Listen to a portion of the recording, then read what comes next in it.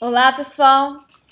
Vamos dar início ao nosso vídeo número 2 e antes de começar, queria só relembrar alguns pontos, coisas importantes que a gente viu no vídeo número 1. O primeiro a gente falou sobre relações dependentes, né? Como sair de uma relação dependente.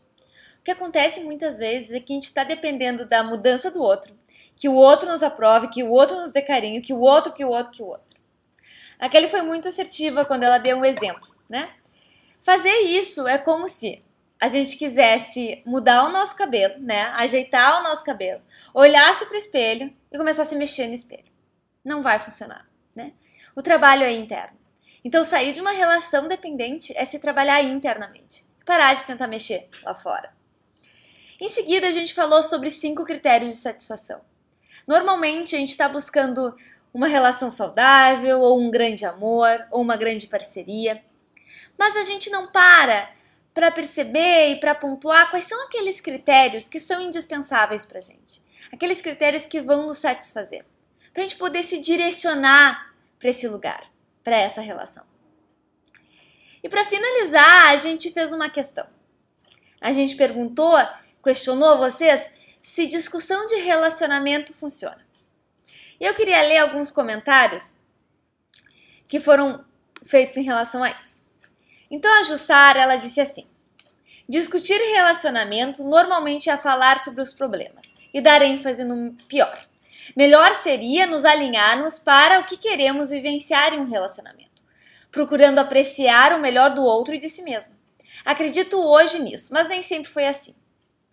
A forma mais efetiva é essa de criar um relacionamento saudável e melhor. Claro que essa visão não exclui o diálogo maduro, coerente e de qualidade. Essa foi a mensagem da Jussara. Depois a Suzana disse: discutir relacionamento não adianta, é perda de tempo. Bom, realmente, nós aqui no Movimento Perfeito, a gente não acredita em discussão de relacionamento. A gente até tem uma frase que diz: menos DR, mais magnetismo. Porque ao invés de discutir a relação e pontuar aquilo que não tá legal, a gente deve ativar o melhor, né? Magnetismo é essa influência. Quando a gente discute a relação, quando a gente faz isso, traz à tona aquilo que não tá legal, a gente começa a incluir aquilo que não tá legal. A gente dá poder para aquilo que não tá legal. A gente enfatiza, aumenta, né? E não funciona. O que a gente deve fazer então? Ativar o melhor justamente para desativar aquilo que não tá legal. É como se a gente fosse dar uma lupa, olhar com ênfase. Sabe, dar luz para aquilo que existe, para aquilo que tá bom, para que aquilo que não tá legal comece a ser diminuído. Acontece muitas vezes. Tem uma outra coisa. Às vezes a característica que tu tá buscando naquela pessoa é muito importante para ti, né? Faz parte dos teus 5 critérios de satisfação, por exemplo. Então, para ti é muito importante uma relação onde exista carinho, né? E nessa relação não tá tendo o carinho que é suficiente para ti, aquele que tu merece. Então tu pode se predispor a ativar o melhor dessa pessoa nesse tópico, né? O que seria isso? Bom, primeiro eu vou parar de falar da falta de carinho, que não tem carinho. Olha, naquele momento você poderia ter feito isso, você não fez. Ah, a pessoa podia ser mais carinhosa porque, veja bem, aquela outra pessoa naquela minha outra relação era carinhosa. O fulaninho tem uma relação, olha como é que ele é, gostaria que tu fosse assim. Parar de fazer isso, né? E se alinhar para aquilo que tu quer experimentar. Então, como é que é essa relação onde existe carinho, né? Olhar para isso. Então, eu quero uma relação onde exista esse carinho. Dá um prazo para que isso aconteça, né? Ative o melhor dessa pessoa e busque essa característica. Dê um prazo. Se não se modificar, porque muitas vezes a pessoa não pode ser da maneira que você espera. Se não se modificar, se você perceber que não existe o carinho que é tão importante para ti, tem apenas uma pergunta que você deve se fazer. Apenas uma pergunta. E eu quero que você preste bem atenção. Porque se você colocar em prática isso, você pode mudar todas as suas relações. Então existe uma característica que você não gosta, né? Que não tem na relação. Você deve se perguntar então: eu posso suportar? Eu posso suportar essa relação onde não exista o carinho que eu entendo que eu mereço? Eu posso? Porque às vezes existem outras características que suprem, que me fazem bem o suficiente. Eu posso suportar. Se eu posso suportar, eu paro de potencializar aquela característica, falar mal, falar que aquilo não existe. Agora, se eu não posso suportar, né? Se a relação do jeito que tá, eu não suporto mais, cai fora, né? Assim, só assim e só assim o novo poderá vir. Então, a partir de agora, ao invés de apontar, ao invés de criticar, busque ativar o melhor e se pergunte: eu posso suportar? E tem uma outra questão que surge muito, né? Nos atendimentos e às vezes nos próprios praticantes, entre eles, a questão de lidar com a negatividade do outro, né? Como é que eu lido com a negatividade de um ambiente? Ou como é que eu influencio um ambiente para ser melhor? E é mais do mesmo que a gente está falando, né? Na verdade, quando a gente está apontando o que não está legal num ambiente, a gente está incentivando aquilo a permanecer do jeito que é, né? A gente está auxiliando que aquele ambiente continue negativo, que aquela pessoa continue cri-cri. Por quê? Porque o nosso pensamento está nessa direção. Lembra, a gente não exclui, a gente inclui. Então eu começo a falar da negatividade, eu incluo a negatividade. Se eu começo a falar do que existe de bom nesse lugar, eu incluo o que existe de bom. E aí, às vezes, aquilo que existe de bom toma conta. A Yane, que é uma praticante, ela fez um comentário no vídeo número 1, muito legal, e ela finalizou com uma frase que eu quero ler para vocês, que fala bastante do que a gente está falando. A Yane disse assim: todas as pessoas à minha volta são as melhores do mundo quando eu acredito em mim. Isso é verdade. Quando a gente está bem com a gente, o ambiente se transforma, as pessoas se transformam. Então, muitas vezes, quando a gente está muito incomodado com alguma coisa aí fora, é porque alguma coisa aqui dentro está nos incomodando. Para um pouquinho. Muitas vezes a resposta está aí.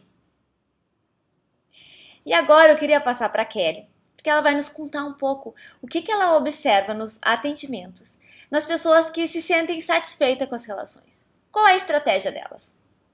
Tô curiosa. Kelly? Oi, Laura. Oi para você que está me assistindo. Hoje eu vou falar sobre a estratégia daquelas pessoas que se sentem já satisfeitas nas suas relações, né? O que eu mais noto é que elas conseguiram desenvolver um olhar muito focado naquilo que realmente é importante para elas. Como eu falei no vídeo anterior, aprenderam a desenvolver os seus critérios de satisfação e colocam diariamente, rotineiramente, a sua atenção naquilo que lhe faz bem, naquilo que é o mais importante para a relação. Aquilo que faz com que elas se tornem irritadas, chateadas, que não era bem assim como elas gostariam que fosse, elas não potencializam. Porque o nosso cérebro funciona assim. Tudo que eu coloco a minha atenção cresce, se potencializa. Tudo que eu tiro a minha atenção desaparece. E assim essas pessoas que se sentem satisfeitas vão vivendo no seu dia a dia, exercitando deliberadamente a sua capacidade de colocar a atenção no que é importante. Uma outra habilidade que eu noto e que eu acho muito interessante é a habilidade de desenvolver um olhar apreciativo. Eu vejo que para alguns casos, algumas pessoas, isso é extremamente desafiador, né? Porque durante muito tempo elas aprenderam a colocar atenção naquilo que realmente não é bom, naquilo que realmente é diferente do que elas pensam, daquilo que não convergem com as suas próprias ideias e com o seu comportamento. Então elas passam a enquadrar esse outro, que pode ser o filho, que pode ser o parceiro, o amigo, o chefe, com aquele estereótipo. Ele é cabeça dura, ela não me ouve, ela é muito esquentada, ele não tem tranquilidade. Então elas acabam colocando a sua atenção naquilo que realmente não faz bem. Quando a gente aprende a desenvolver um olhar apreciativo, essa é uma das técnicas, inclusive, do movimento perfeito, nós aprendemos a criar uma cascata associativa produtiva, uma cascata associativa de pensamentos que nos fazem bem, não criando sobre o que a pessoa não é, mas avaliando aquilo que ela tem de bom, aquilo que ela pode me oferecer, que ele faz bem. E nós desenvolvemos isso a partir de uma técnica chamada caderno da apreciação, né? Desenvolver deliberadamente. Isso é uma outra estratégia que eu noto nas relações que são onde as pessoas se encontram satisfeitas, né? Porque nós temos que lembrar, gente, que o outro não é como nós queremos. O outro é como ele pode ser. O outro se desenvolve como ele pode ser. Nós, no outro vídeo, vimos que tiramos o outro da equação. E também aprendemos a nos posicionar desta forma. Isso é uma grande dica para você que está me assistindo. O outro é como ele pode ser. E não como você quer que ele seja. Quando a gente aprende a desenvolver deliberadamente um pensamento desse tipo, nós criamos muito mais disposição para viver uma relação de qualidade. Porque nós queremos muito ser aceitos e sermos respeitados, mas esquecemos que precisamos aceitar e respeitar primeiramente para que depois sejamos respeitados e aceitos. No próximo vídeo, nós vamos falar sobre aquelas perguntas de qualidade que nos movem na direção do que nós queremos e evitar aquelas perguntas que nos colocam na posição de estagnação. Perguntas que vão apenas em busca de explicação e de justificativas no passado e que não nos movem na direção do que nós queremos, tá? E também nós vamos falar a respeito de um programa que nós desenvolvemos exclusivamente para você que quer revolucionar todas as suas relações. Eu vou me despedindo por aqui e até a próxima!